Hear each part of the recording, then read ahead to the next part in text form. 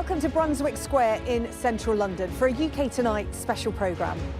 This was the site of the first British home for abandoned children, founded by Thomas Coram as a lifeline for the destitute in the 18th century. But almost 300 years on, the care sector is in crisis.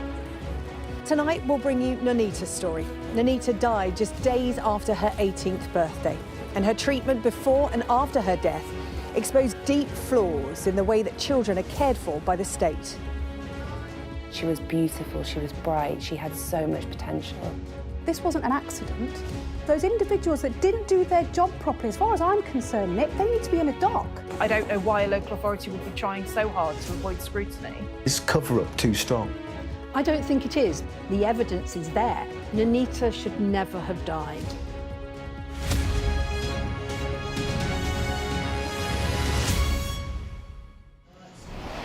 In the last year, 91 young care leavers died. That's one every 4 days.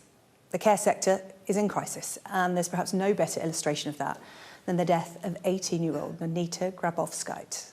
The support network for a young person in care is immediately removed when they turn 18. It's known as the care cliff. As she approached that date, everyone knew about Nanita's mental health problems. She'd repeatedly told those responsible for her care that she planned to kill herself and how she planned to do it. But the day before her 18th birthday, incredibly, she was discharged without a referral to adult mental health services.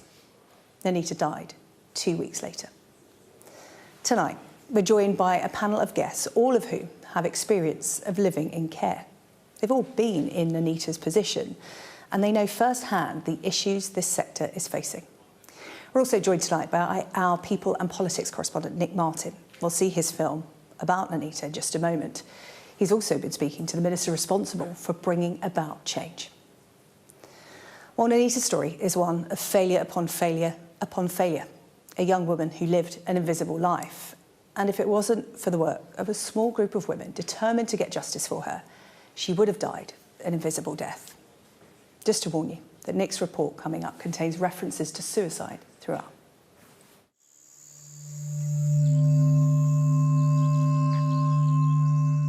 "18-year-old Nanita Grabowskaite died after being struck by a train in December 2023. She was in the care of the state. The London Borough of Barnet was responsible for her safety and her well-being. Emergency services were called to a train line near Kenton railway station in London after reports of a casualty on the tracks. I think it's just up here, on the right-hand side. It was the 28th of December, winter's day, in that lull period between Christmas and New Year. If she was on social media, those profiles are long gone. And there's no publicly available image of her either. But the state knew a lot about Nanita, enough to prevent her death. The lives of children in care are often hidden. Nanita's life and death was hidden, until a group of determined women set about getting to the truth. The only place where there was going to be any public scrutiny about what happened would be through the inquest process. Very early on, that was the plan, was to have somebody in the room. You then get access to all of the documentation. You can ask questions, searching questions. In a legal first, the coroner is asked to grant the team special access, and he agrees, unlocking Nanita's case file. The inquest file revealed something quite unbelievable. Nanita predicted her own death. When, where, and how. She told a specialist mental health doctor that she would end her life by a railway track. She is 95% convinced she will do this. Young person is telling social worker as soon as she is discharged, she's going to train tracks to kill herself. She told everybody what she was going to do. So I'm standing on the street where Nanita lived, and you know, from the outset, it is a normal suburban North London street. But there was a critical error made when authorities decided to put Nanita here on this street. Despite all of her warnings, Nanita was sent to live just a few hundred yards from a high-speed railway track. It was just so obvious, the risk that that posed. Ultimately, she should not have been anywhere near that railway track. That should have sent alarm bells ringing across those who had contact with her. It was really important that we sat down with Barnet Council. We have so many questions, but they have flatly refused our repeated requests for an interview. They have given us a statement. That statement said, "Our sympathies are with Nanita's family, friends and those who knew and loved her." Barnet Council cooperated and engaged with the inquest process from the point at which it was notified. In the months leading up to her death, Nanita would be in and out of hospital, serious self-harm, talking about suicide. The case notes we've seen show that professionals had significant concerns. More clarity is needed about the kind of support she will need beyond 18. She will need continued psychological support. Instead, Nanita's crucial mental health treatment was stopped and nothing was put in its place. In times of uncertainty and stress, this was when she was most at risk of self-harm and taking her own life. The inquest took place here in May 2025, and like pretty much everything else in Nanita's life, it passed off unnoticed by the outside world. But the coroner was damning in his findings. He said a catalogue of failings by her corporate parent and other agencies around her contributed to her death. In fact, the coroner said her death could have been prevented.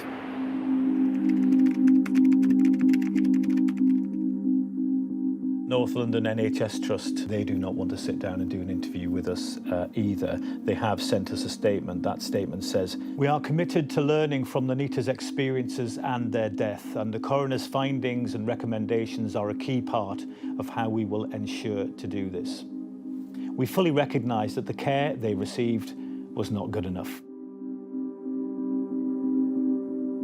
Catherine Bryson, a teacher of nearly 40 years, had been working as a volunteer mentoring children in care.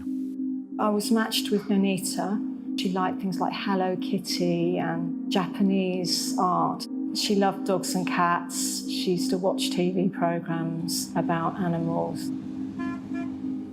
But Catherine wasn't told the full story about how ill Nanita had become. I was told that she had self-harmed in the past and that she was in a better place now. I truly believe she could have lived a full life. When somebody dies like that, you're just always going to be sort of turning over in your mind what you could have done differently. I'm devastated and upset, but I'm also really angry that I wasn't told more information.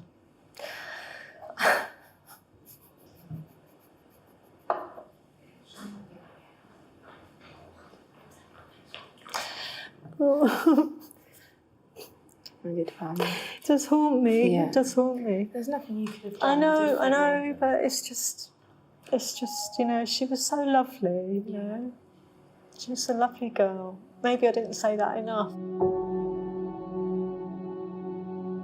This case could be a significant turning point. It's not that individual professionals didn't care for Nanita and care about her. That was clear to me. They did and still do. It's about the system, the challenges. Shouldn't Nanita have been able to go to bed and think, I've told my social worker this, I've told my mental health social worker this, I've told the doctor this, I've told my new independent visitor this, I've told the staff here where I'm living this, so won't the adults get together and sort this all out for me? And that didn't happen. She had a voice, but nobody heard it. Well, if you've been affected by Nanita's story, you can contact the Samaritans at any time. The number is 116 123, or you can email joe@samaritans.org. Well, let's bring in our people and politics correspondent, Nick, who made that film along with his producer Fiona and cameraman Andy. It's a really powerful piece of storytelling, Nick, Nanita's story, and it's not a new story, sadly, nor is it an unusual one in the care system. Perhaps you can provide a bit of insight into the scale of the problem. Nanita, unfortunately, is not alone. And I have to say, in 30 years of telling stories, Nanita's is probably the saddest story I have ever told. She did not need to die. She was failed wholesale by those people who were responsible for her care. And when you think about just how unbelievable her story is, she predicted her own death. She told them where, when, and how, and nothing was done about it. But unfortunately, as you said at the top of this programme, she is not alone. And what I think Nanita's story represents to us is why the children's care system needs desperate change, reform, actual tangible reform, because we have nearly 2 care leavers a week dying in Britain. That is a real disgrace for us as a society. And campaigners are now looking at the government to say, are we going to be the generation that finally makes the change that means that 91 care leavers in a year don't die? Because there is a real feeling that we're at a pivotal point in this issue and there could be change just around the corner. We're going to reflect that throughout our special programme tonight. But I just want to bring in our first panel for the evening. We're joined by BAFTA winner and Oscar-nominated actor Samantha Morton, who spent most of her childhood in care, alongside Samantha Fay, who went into care 5 years ago when she was 15. And we're also joined tonight by Precious, who is 16 and still in care.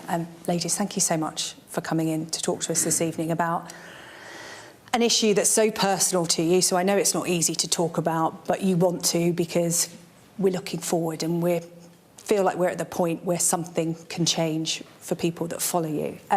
Faye, your experience of leaving care, it was that care cliff that we talk about, and your experience was such that you actually said that you felt that prisoners were treated better than care leavers. Tell us about your experience that made you form that opinion.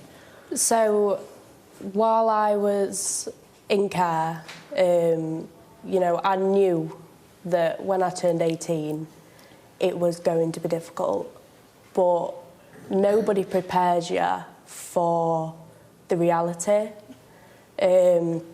So when I did turn 18 and I eventually did find out that I was going to become homeless, I was absolutely terrified. It was one of the most horrible things I've, you know, been through, and I had to sit and wait and just not know when, where, what time. You know, I didn't know where I was going till the day that I was told to leave the property I was at, the semi-independent property, and I found out that I was going to Bradford to be put in a hotel, which I'm very glad that I had a hotel, because I don't know how I would have, you know, done anything if I was not with that little bit of support. I was going to say, that's all you had, the hotel. Yeah. You had the room, the hotel. Yeah, you had nothing else. Yeah, I had a bed, I had a shower, and I had clean towels, and that was it. I didn't have any, you know, food. I could smell the food. I could smell the breakfast every morning, but I couldn't eat it. I had to go and figure out, you know, have I got enough money to buy myself some noodles? You know, I've only got a kettle. I can't cook. You know, I don't want to live off junk food, but it's my last resort, you know. And there were times that you do have to choose between, am I going to buy this or am I going to get myself food? And I had to do that with clothing, because you don't get washing machines in hotels. and I can't afford to keep going and paying for a washing machine. So I had to choose between eating and buying fresh underwear, fresh clothing, which we shouldn't have to worry about that. You know, we have our corporate parents. They are meant to be there for us and look after us. And we don't even get the bare minimum. But the reason that I believe that criminals get treated better than us is because when you go to prison, you have that roof over your head, you have 2-3 meals a day, you have clothing washed for you, you know, you're getting given opportunities for training, education. We don't get that. And we've done nothing wrong. We've just ended up in a situation in our life which has led to us being cared for by the government. We didn't choose that. Precious, I'm conscious that you're sitting next to Faye hearing a story, and I know that you two know each other well through campaigning, so it's not a new one to you, but I just wonder how you feel when you hear her story, because you're 2 years away from turning 18, and for most girls your age, it's a reason to celebrate when you turn 18. How are you feeling? I think it's really scary to know that once you're 18, like, there's still a lack of support for care leavers. So, like, once you're 18, you're done, you're gone. You've got no support to help you find an independent home or anything. And I think because obviously, you know, like statistics say we're more likely to become homeless and everything. And I feel that kind of worry is more brought back into reality because obviously these stories of people and things that we just don't get supported on, and I think it's really bad. Yeah, it's a really common story amongst care leavers. So how are you preparing for it, Precious? Can you prepare? Are you having any support from your corporate parent, which is the local council or authority who's in charge of your care? Well, not really, because they've changed the rules. So we're supposed to get our PAs, like, who help you with your pathway planning when you're 16, but they've changed it to 17. So now that's even closer to when I, you know, obviously 18 and I have to move. So it kind of feels like you're kind of unprepared. But there is, you know, they do try and put, you know, future pathway plans in place for you. It's just whether or not it gets done. And, you know, with workloads and everything, most of the time it doesn't get done until you're, you know, gone out the system. Sam, I want to bring you in at this point because, you know, these young girls, their stories are new, they're happening now, they happened within the last couple of years. You left the care system in the 90s, and I know you feel particularly passionate about Nanita's story in terms of it's not new or it's unusual, it's been happening for decades. Can you talk to us a bit about your experience and the fact that, you know, 20 years on, nothing seems to be changing? Yeah, I don't think things have changed at all, ever. I think they're getting worse and worse and worse, and I think I could deviate from that and talk about the privatisation of the care system and the profits that are being made that are costing local authorities an absolute fortune.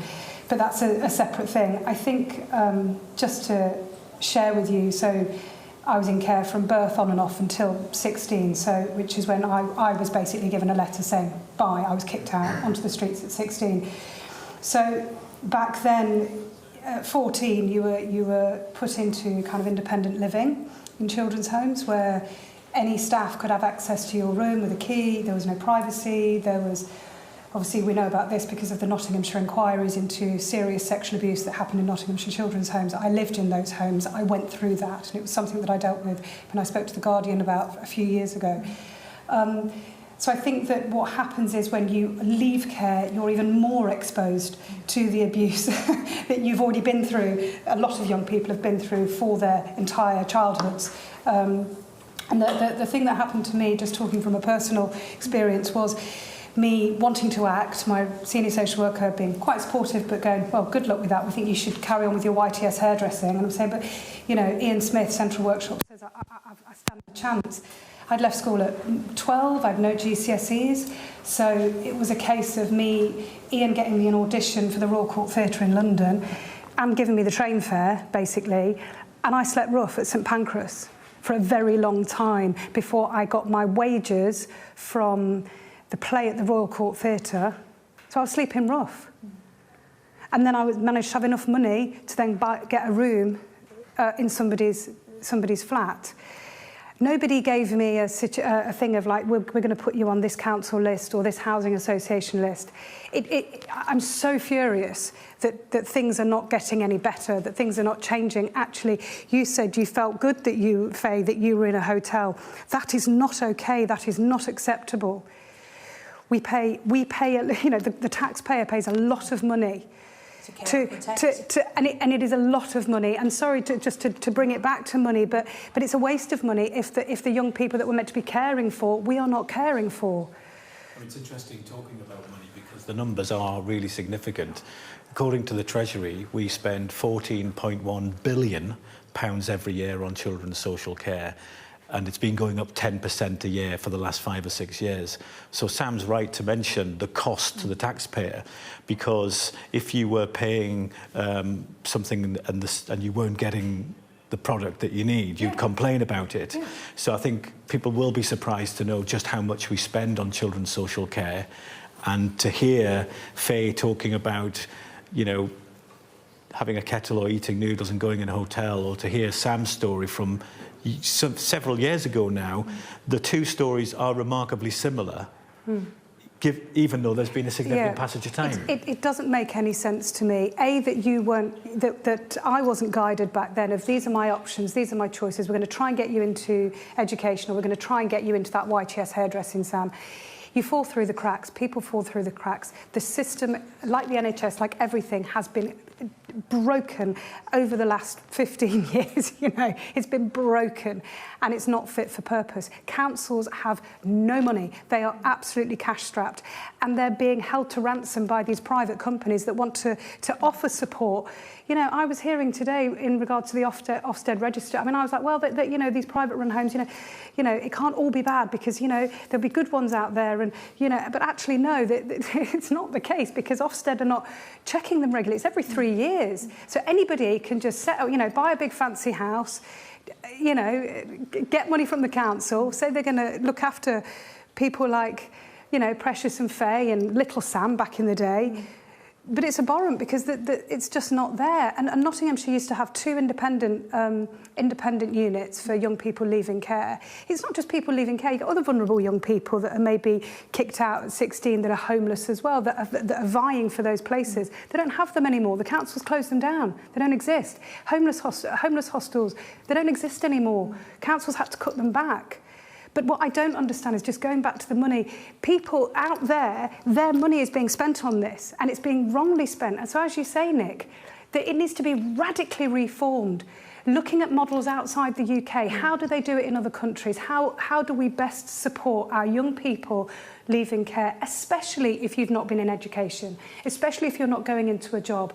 What if you have trauma?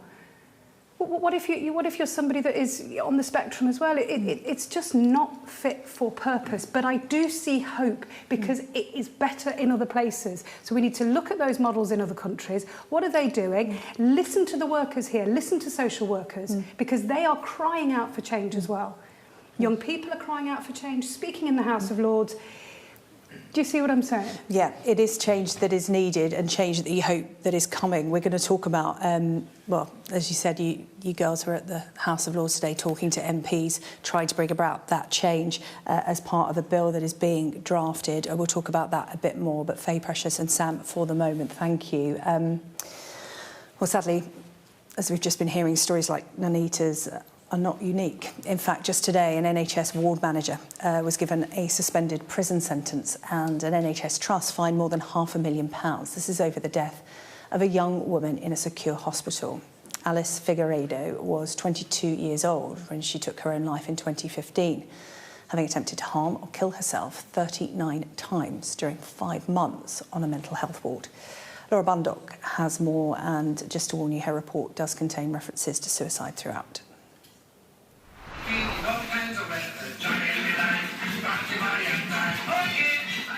Alice Figueiredo was described as beautiful, vibrant and talented. She was a patient at Goodmayes Hospital in East London, But in 2015, she used a plastic bag taken from communal toilets to end her life. She'd previously made 18 similar attempts. The North East London NHS Foundation Trust and the ward manager both sentenced for failing to keep her safe. You knew that she was suicidal. She was the only patient on the ward at the time who was. Your negligent breach of duty went on for weeks. During that time, again and again, Alice was accessing plastic bags, which had a lethal potential given the state of mind you knew her to be in. The Trust fined £565,000 and ordered to pay £200,000 in costs. Its finances, the judge acknowledged, were already in an absolute parlous state. The ward manager, Benjamin Ananakwa, was given a 6-month prison sentence, suspended for 12 months. The court told he'd been economical with the truth. There is only one person and one name that really matters today, and that is Alice, who is the true victim at the centre of this prosecution.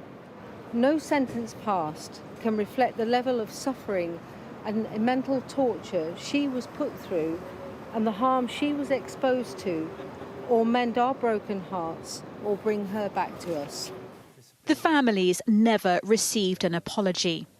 But the Trust's CEO told me he has now written to them. I want to start, obviously, by saying how deeply sorry we all are. And then I think also to say that we will continue to do everything we can to improve services and to really try and make sure that something like this does not happen again. The judge said Alice's death was a terrible tragedy, that there had been a complete failure to assess and manage risks. This long trial now sends a sharp message to NHS trusts and staff about their responsibilities when it comes to patient safety. For Alice's family, there is some justice, but they say no closure, as they're left with the most unimaginable loss. Laura Bundock, Sky News, in central London. Well, Nick, just to talk about this for a little while in terms of, we were just talking there about the care system and the failings, NHS and its failings, two systems where people are simply falling through the cracks. And as we saw there from Laura's report, the stakes are high. The stakes are very high. That's a very shocking story. I think that's only the second time an NHS trust has faced those kind of manslaughter charges. But I think it goes to show the different systems at play here. So we've been talking very much about supported accommodation for care leavers, but also lots of care leavers find themselves in the NHS system, whether that's for a physical injury or whether that's receiving mental health support. And what we hear time and time again from people who've got experience in care is that many times they feel lost in the NHS and lost in the children's social care system. And that comes down to a few reasons. One is that a lot of these systems are already overstretched. The NHS, of course, is overstretched. You add to that somebody with multiple needs, mental health needs, physical needs, that those systems can often not provide the kind of support that people with those needs need. And it's a sign, the stakes are high, but it's a sign of just how interconnected those systems are. And care leavers rely on the NHS an awful lot. And we can't afford for it to let them down. OK, Nick, well, let's bring in our next panel this evening. We have with us Bridget Robinson, the Managing Director of Quorum Voice, an organisation that works to improve the lives of children in care and care leavers. We're also joined by Gemma tonight, who was taken into care as a baby and now works as an advocate for other children in care. Also with us, Jaden, who is 19 and left care last year. Good evening to you. Thank you all for coming in. Gemma, I wanted to come to you first because you've seen the system from both sides, having been in it and now being determined to change it, being an advocate. Can you talk to me about how your experiences of the care system are driving you and informing what you do now? Yes, I pretty much, there was a point when I was 14 or 15 years old in a particularly bad foster placement where I realised Now, I thought actually that I wasn't going to survive care. But in that moment, I thought, no, I need to survive care because I don't want other young people going through the same stuff I have. And I was a bit quick off the mark because I wouldn't get the opportunity to make change until 2 years later. But that, I don't know what happened that day, but something in me that day said, no, we need to survive because we need to make things better. Yeah. I heard that from Faye and Precious when we were talking during a break. They were saying, well, if it's not us, who better placed to drive change and make the system better? Jayden, you're an example of how you can achieve if you get the right support system, because I think, as we'll discuss throughout this programme tonight, it very much is a luck of the draw where you find yourself in certain circumstances, which local council or corporate parent you fall under. Talk to us about your journey. Sure. So I went into care for the second time, actually, when I was about 14 years old.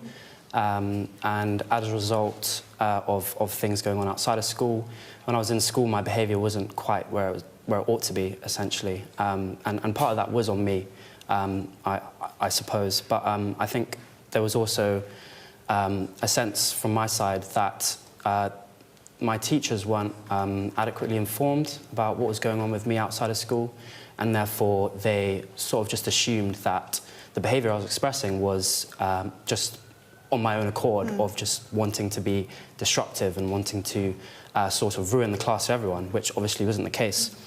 And now I kind of went to about 3 or 4 secondary schools, and of 3 of them I was excluded more times than I could possibly count. And that was sort of a direct result of that. But thankfully it kind of got to a point where I had the realisation that, you know, no one was going to hand me an envelope, and an envelope that I could open, and all of a sudden my life would be sort of a bed of roses, everything I could ever dream of. I sort of realised that it was up to me to go and get that. And I was really lucky, like you mentioned, to have the people around me, and that when I was ready to interact with them, they were ready to interact with me.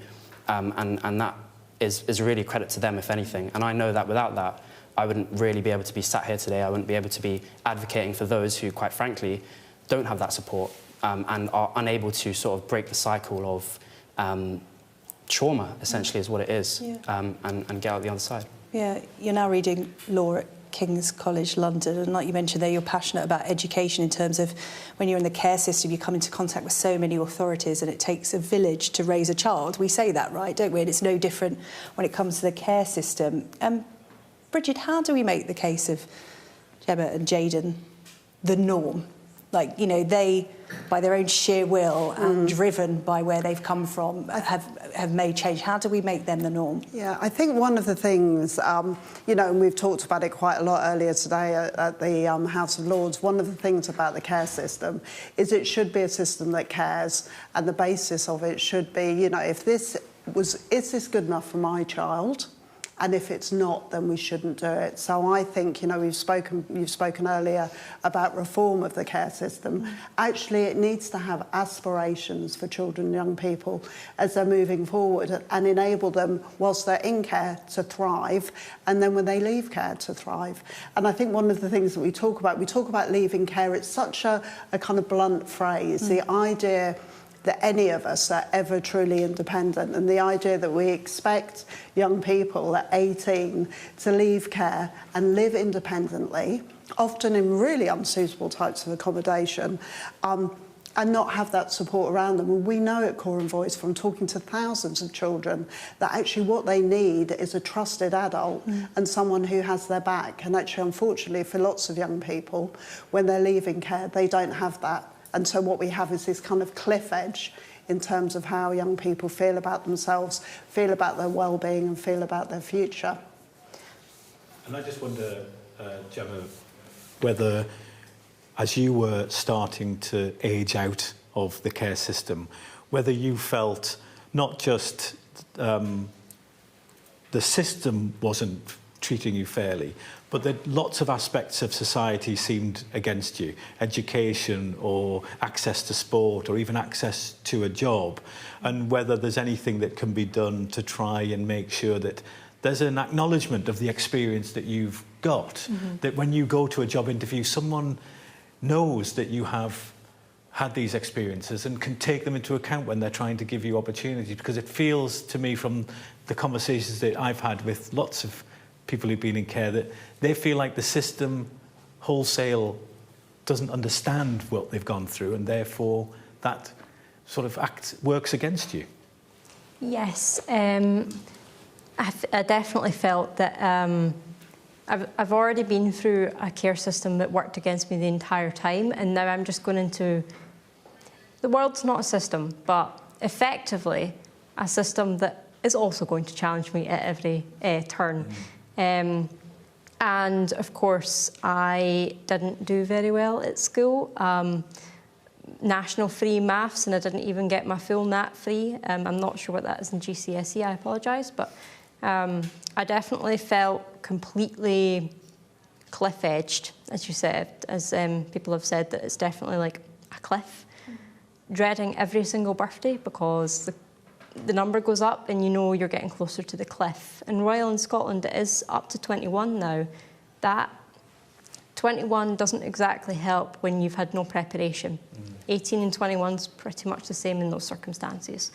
But, well, luckily, there is some councils, including the one I come from, do ring-fence jobs for care experienced, and it's guaranteed interviews as long as you meet the minimum.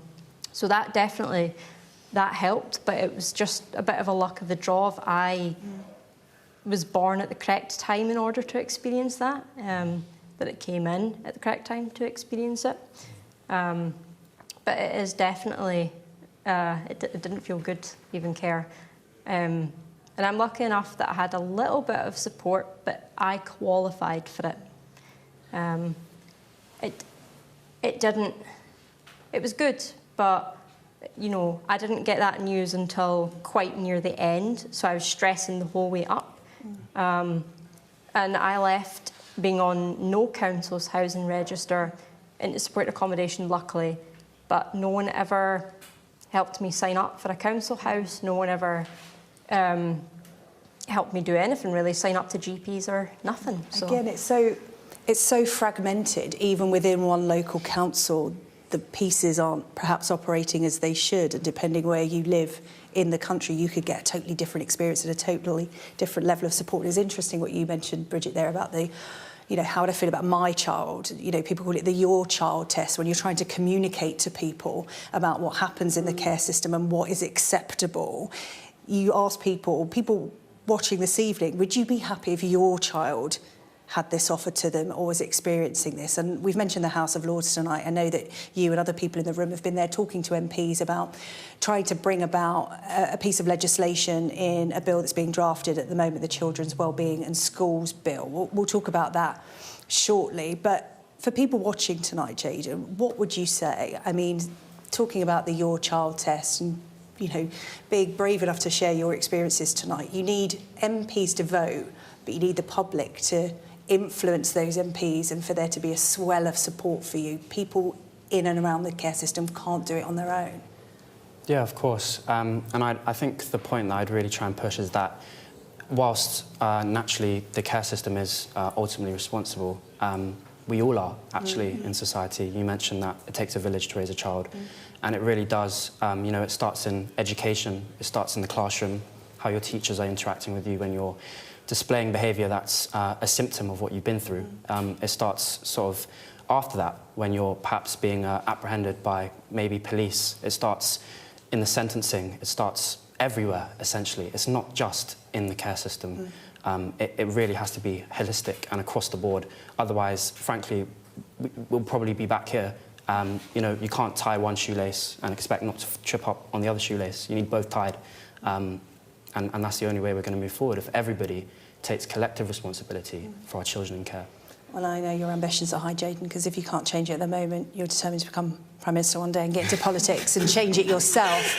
I like that. If we won't change it for you, get in there and do it yourself. Thank you so much, Jaden, Gemma and Bridget. Nick, I want to talk about accountability because, you know, while we talk about change and looking forward, There are care leavers dying, and we've talked about last year 2 young people losing their lives every week.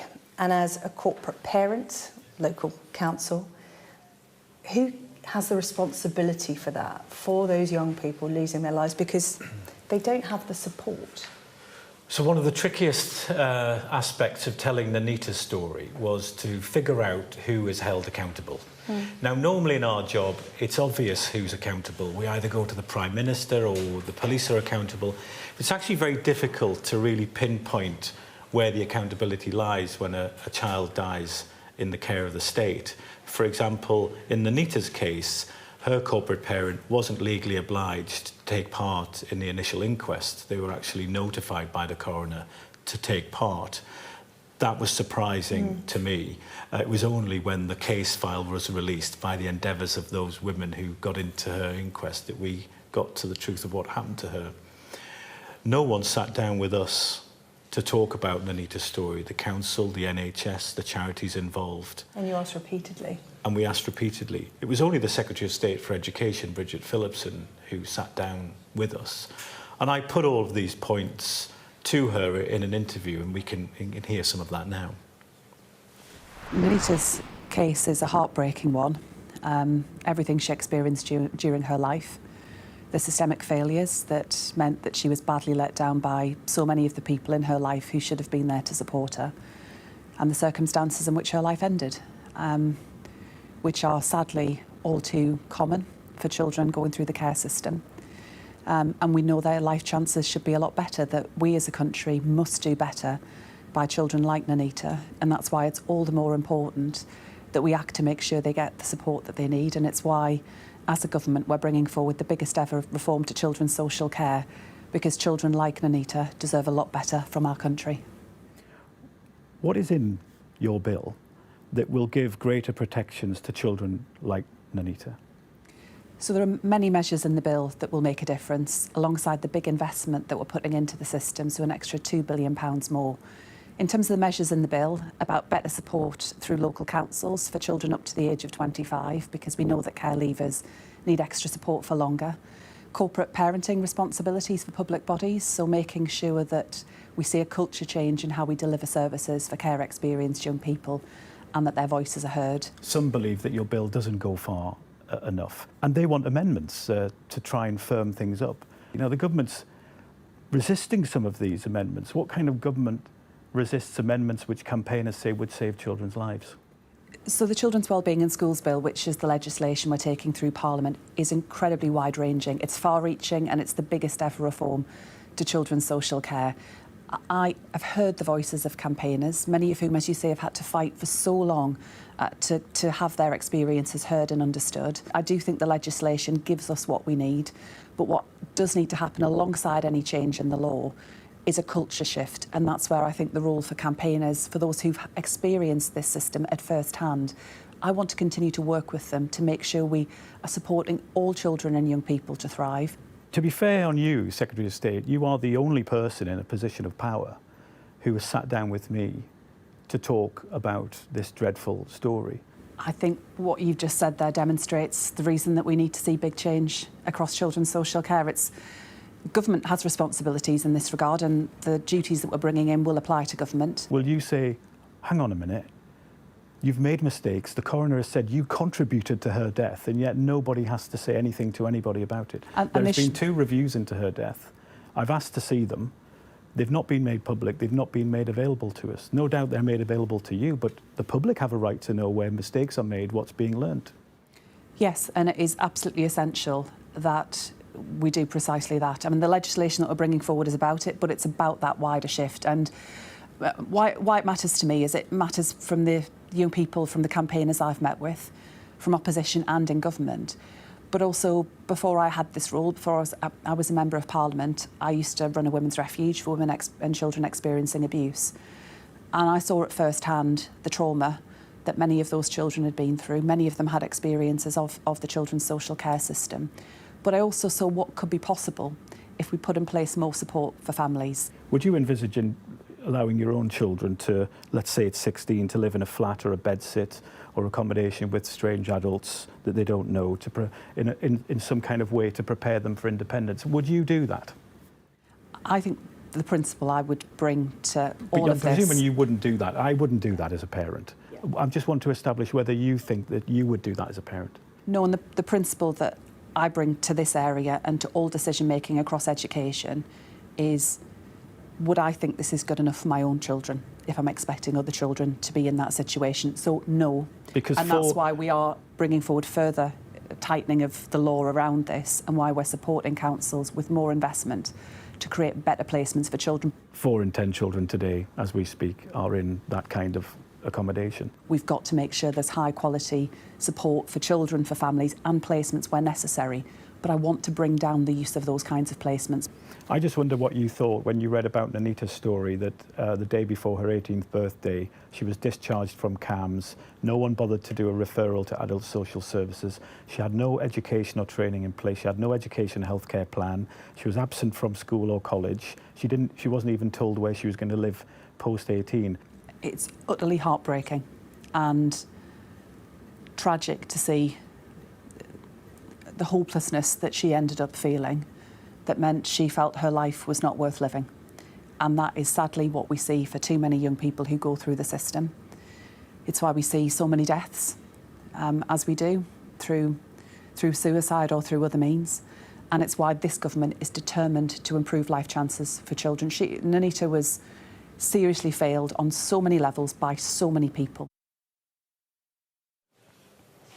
We're back with our People and Politics correspondent, Nick Martin, whose incredible film about Nanita, a care leaver who sadly took her own life, is what's brought us all into this room today. And Nick, I want to talk about the wider context of this and where it goes next. We heard there from Bridget Phillipson. Where does this go next?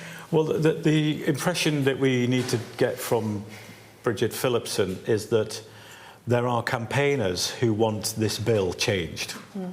There are campaigners who don't believe that this bill goes far enough. But it doesn't sound from, at this stage, that she thinks the bill needs to be changed. But as we're about to hear, there is a view that there are measures that can be put into the bill that would start to bring significant change to the system. Why haven't governments tackled this before? It's an age-old problem, as we've been reflecting tonight. A lot of the time, governments are reluctant to make changes because it often comes with a huge cost implication, or it can complicate the way all of these integrated systems work. So you've got hundreds of councils across England, Wales and Scotland. So changes can often cause a ripple effect, and governments can be very, very concerned about that. But I think the argument for an amendment is probably a strong one, and it's also, remember, coming from experience. Mm. Yeah, let's talk to some of those campaigners that are with us this evening. Sam Morton is back joining us as part of this panel alongside care campaigner Terry Galloway. He grew up in and out of care. And Chris Wilde, who also grew up in care and wrote a bestseller, Shedding Light on Life in the System.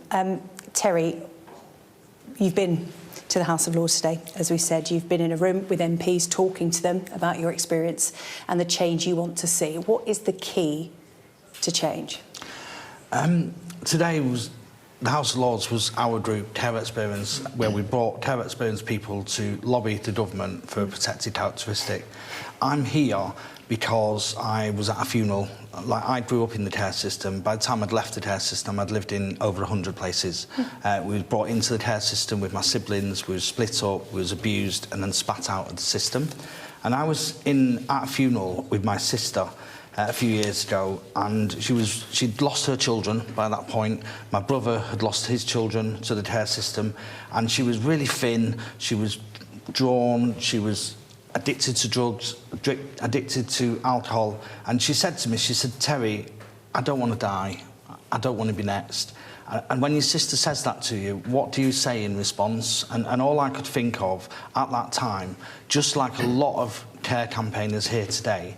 Let's use our trauma, let's use what we've been through to change the care system. Now, I didn't have a clue what it was that we would do that would significantly move that needle for children in care. Unfortunately, a few months later, she was dead, and both my siblings are dead from the care system.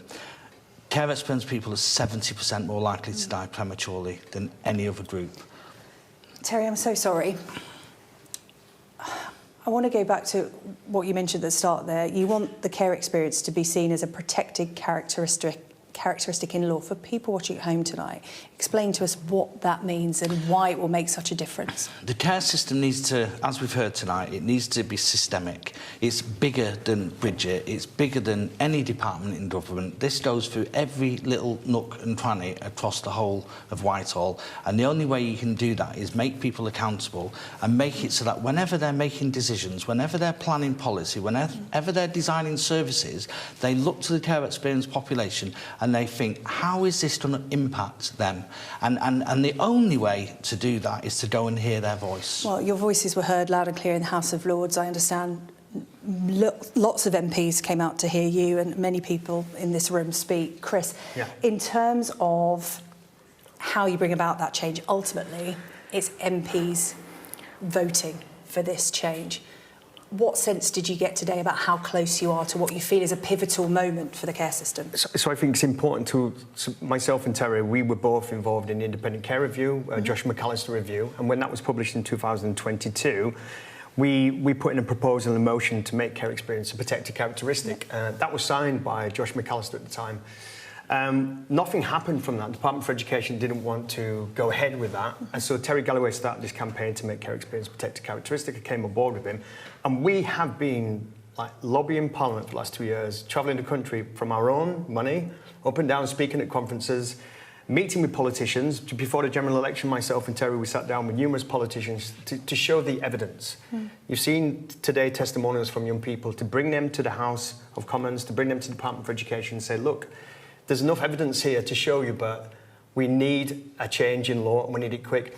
And it's quite important just to say, Nick, as well, that statistically, we don't collate the evidence, we don't collate the data when people leave care and end up committing suicide or dying prematurely. We don't collate that evidence, so you can't find that. We don't know. We only know when a catastrophe happens and it ends up in the media. But let me tell you, I've been campaigning for 15 years alongside Terry Galloway, and I've seen so many young people who have taken their own lives past 18 when they leave the care system, fall off the care cliff. And the only reason I know this is because I'm out there speaking on TV and radio, and people contact me and say, Chris, would you come to this person's funeral? And I've gone to these places and nobody's turned up, not even the social workers. Now, we need a cross-party alliance, support in this. We need everybody to get behind this. Politicians are listening, and this is the change in dynamics, the change in politics is that we've got a lot of young politicians coming into the play now where they've had real jobs. Sally Jameson, she used to be a prison officer. She knows about this. She's seen young people coming into the prison system, leaving care, coming straight in there. Josh McAllister's a minister now. We've got some great politicians, and we've got to keep that foot on the gas. You feel like the momentum is here. Sam, I just want to bring you in terms of, if councils fail to prevent the deaths of children, what do you think the consequences should be? Because we're talking about young lives here in big numbers. I will answer that question, but I think it's interesting you talked about the prison system. Rachel D'Souza is doing the Longford lecture this week, and she's talking about and she's talking about how basically back in the day they were called Skegby or places like that. Institutions, it's a bit before prison, young people, offenders institutions should, young offenders institution units should be closed down. It's what should happen. So I think it's what are we asking for? You're asking for a small part of the bill. My job with the NSPCC, we're asking for another part of the bill to change. I think that, in 1989, the Children's Act changed, and that was the point in my life that I went from a matrimonial interim care order to a full care order, which meant that my parents no longer had any rights over me. Now, if the taxpayer, sorry to talk about this like we're not human beings, but sometimes you've got to talk that way. You've got to be really crass about it. Economically, if it's costing £1 million a week to keep some young people in care, but the outcome for that young person is that they are either drug addicted, you know, on the streets because of their trauma that may or may not have been caused by the state. You've got to remember that some young people enter the care system already massively traumatised. These things don't make sense. So what I'm asking for, what I'm calling for, is a radical, not just another inquiry. We've had those. We had it into Nottingham and these recommendations are given. Nothing changes, nothing happens. You're right, Nick, what you talk about when you say it's a complex thing and it costs a lot of money. But in order to save future generations and build a better society, to not have these same things going round and round and round in circles, it needs to be thought all about from the ground up. But what should happen to people? What should happen to people is they, as I said in the documentary, they should be held accountable. Today we got a £500,000 fine for the NHS. If there were kind of tangible consequences for people when they fail at their jobs, that they weren't completely protected in the guise of NDAs, because what we had in Nottingham, you've got to remember. You talk about fines. Do you think people should go to prison? I think potentially yes. I think if a surgeon is committing, well, we've got all the maternity inquiries at the moment, certainly in Nottingham, all over the country. If people fail to do their jobs in a way that I think is evidence-based, not emotional-based, but we also got to look at the fact that years ago when I was working with Ed Balls and we were trying to get, with that Labour government, we were trying to get more social workers involved. Now we have social workers training for less time. Got more social workers, but instead of training for the years that they used to train for, they're training for 2 years. We have the baby P situation. We've got the Victoria Climby situation. Young people are entering with the economical system at the moment. More and more young people should be going into care, but the threshold is so high now to get kids in care that they're out there being abused. Well, I'm sorry, you've probably got to wrap this up. But ultimately, in a positive way. I don't want to, but no, I hear you. In a positive way, I do believe that this government, if they want to, if the will is there, they've got a mandate. Change things from the ground up. Talk to young people, talk to people like myself who have been in the care system if they want to. They've got to want it. Well, listen, Sam, Terry and Chris, Thank you. so much. Sorry. And to all of our panel here this evening, a really powerful discussion at what feels like a point where there could be meaningful change. Thank you so much for your company this evening. That was the UK Tonight, our care special. You can watch Nick's full film about Nanita on our YouTube channel.